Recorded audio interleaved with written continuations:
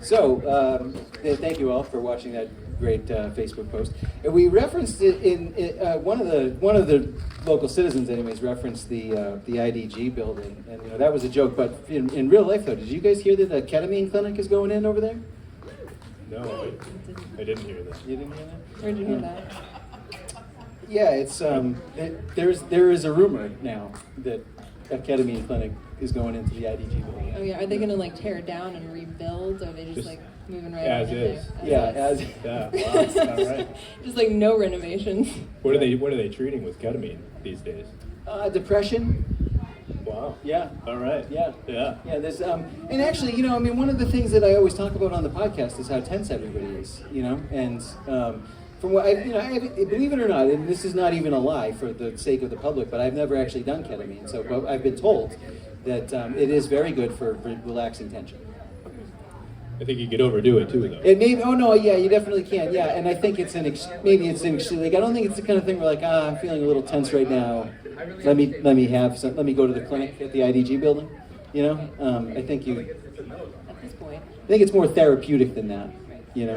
But in any case, well, that's exciting because that is an eyesore that's destroying our town. Yeah, and so as some people have phrased it.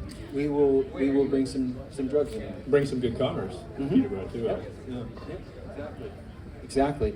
And but so like generally speaking, like people who listen to our podcast and maybe even people who just sort of vaguely know us, might know that our typical conversations are free flowing. As a result, occasionally, a little explicit, not gratuitously, but just in sometimes the adult topics. Enough that you've gotten complaints about your F-bombs. Some people from some townsfolk. It has happened. Yes, it has occurred. We did for that reason. We did promise that out here. We promised Roy. We promised Corinne that out here on the patio there'd be no F-bombs at night market. You can't do that. This is at least Family a PG related. There's babies and PG-13. audience right now. Yeah, maybe. Yeah.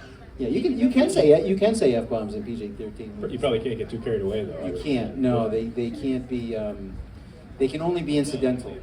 They can't refer to any acts. Okay. Well, we won't even do it incidentally. Yeah. No, we won't. No.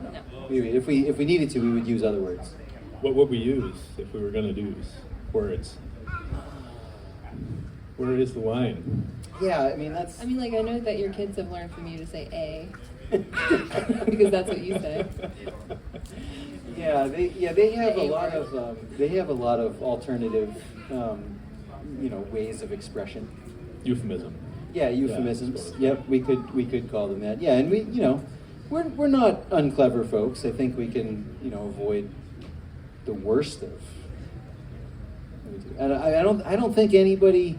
At least I can see, in this gigantic audience here, I don't think that there's more than a dozen of you that are likely to report this to the select board and the police chief. Those kids over there.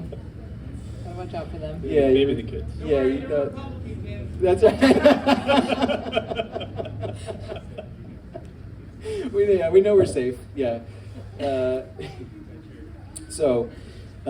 But. How family friendly were the Rat Pack shows that you watched for your research? Relatively. It was all inferences. It was a lot of. They would act as though they were getting intoxicated on stage and being leering and stuff like that. At what women? I know. I don't know. As I was saying it out loud, I really don't actually know the answer to that. But that was definitely part of it. They somehow implied it without them actually being on stage, and unless they were musicians, because there were. Well, I think even the musicians were all male, actually. So we really are breaking ground here tonight. I just want to say. Monumental. I am honored. This is monumental. And I think it's a great basis for a future town moderator campaign, if I am drafted. What would that be like? That you brought a woman on a stage? Yes. People know now that I am progressive and willing to, do new things. Willing to stand next to a woman Maybe for a few hours? Yes. We have come a long way, and perhaps we'll replace Robert's rules with progressive stack. Perhaps. You know? Roberta's rules. Roberta's rules. Let Zoe do some revisions. I am good at paperwork. In a helpful way. Very nice. Very nice. Thank you for helping us out with this, by the way. We are always so grateful. welcome. We are always grateful. But I'm the one that should be grateful Yeah. for the opportunity. So this discussion though about how how we approach the line, because this is probably a good time to talk about our sponsorship for this evening. And this portion of the program is sponsored by Homely Chastity Blue Jeans. So, do you ever wake up in the morning feeling sensual? Just sensual. That's inside the line. Or sometimes when you're out in the fields of the homestead, do you start craving that sultry nature kind of feeling? Are cold showers no longer working? Well, we have just the thing for you. Homely Chastity Overalls, the only brand guaranteed to erase any trace of passion from your body, mind, heart, and soul. Our formless denim is guaranteed to hang off your body like a non-living sack, with our trademark strap clips uniquely designed to remind you that you never need to be touched. We also have Homely Chastity jeans with a rear end designed specifically to sag, and a line of brown long johns to dissuade even the most persistent hands. Again, within the line. Whether you're watching Netflix or HBO Max and he gives you that look, just point at those strap clips and say, buddy, not on your life. Homely Chastity Overalls, New England's leading brand for frumpy farm and field fashion. Thank you for their sponsorship. So, I mean, if this had been a musical, we probably would sing some kind of jingle For Homely Chastity for Homely Overalls. Chastity jeans. Yeah, I mean, I didn't bring my pair to model for. we don't have enough. We have enough costume changes in the program already, and it doesn't. I feel like it's one of those things where if you wear that kind of overall into a space lounge, you sort of dematerialize a little bit. Oh, Yeah. that makes sense. Yep.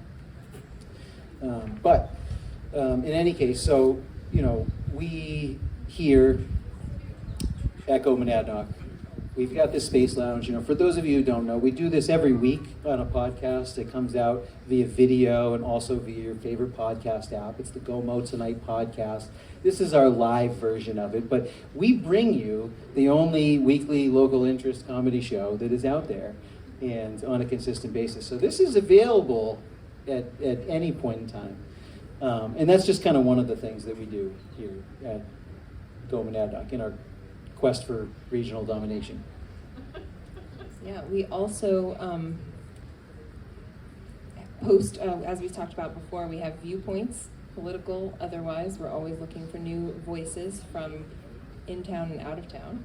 We post those on our website. We also did, we work for a lot of good foundations. The one we talked about earlier is only one of the nonprofits that we've worked with. We also worked with we did the Chiastacuticus Memorial March Pizza Madness for the That's Cure. right. Yep. We worked hard for the Cure and tasted many pizzas and determined the best pizza in a 20-minute radius of Peterborough, which you can find on gomonadnock.com, the results of that. Indeed. Indeed. Yes. And one of the other groups that we are proud to kind of partner with in this is the 1850 Society, which seeks to return New Hampshire to its older treeless state, both for the purposes of grazing sheep and so that we can all see better. If my neighbors 10% of all proceeds. if my neighbors would just get on board with this, I would have a perfect Pac Monadnock view. Just a few trees need to go. And this is and people think this would be a radical new modern idea, but no, it's actually this is the old-fashioned ways. We would be going back to our ancestral roots by chopping all the trees down. So a lot of people don't know this. The 1850 Society is on top of it, though. So.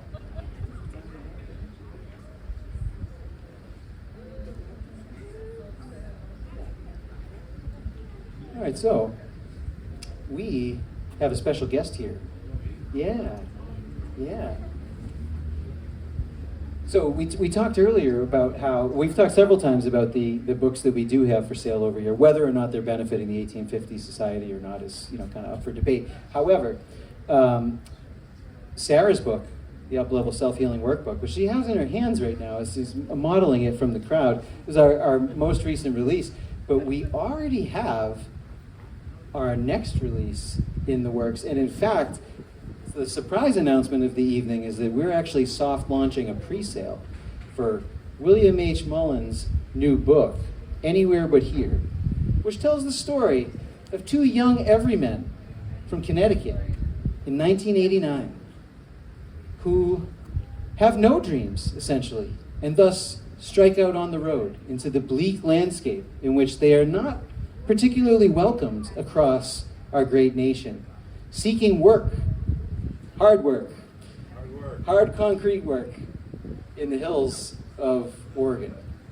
And so, his tale will be coming very soon. You can pre-order a copy. It's going to be $25, but we've got it for the pre-sale price of $19.89 from now until we release the book. There's a QR code over here. We'll be revealing the cover next week, but anybody who wants to be like the first person to order this book, it is possible to do so tonight. But as a very special treat that might incite you to want to purchase this, be the first to purchase this book, we've got Bill here in the flesh, and he's going to read you a chapter from this book. And Bill, I'll let you take it from here. We got a binder for you.